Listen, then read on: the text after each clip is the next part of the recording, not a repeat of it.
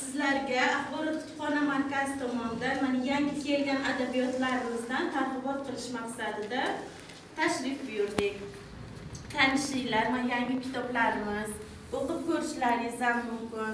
Borib, Axborot kutubxona markazimizga a'zo bo'lishlaringiz mumkin.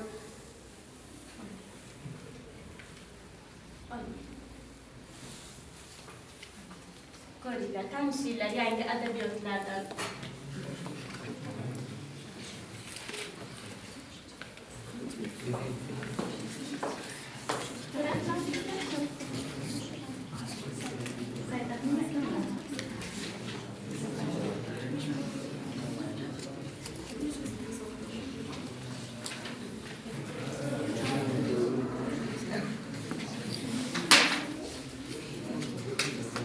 Adabiyot onasi kitoblarni ham yangi kelgan. Necha kelgan ekan sizlarga tarqatiladi.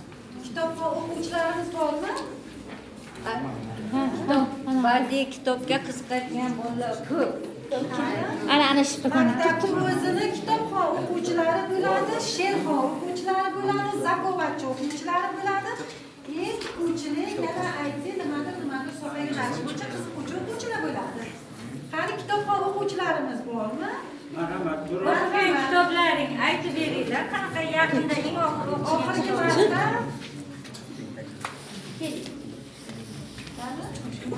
marta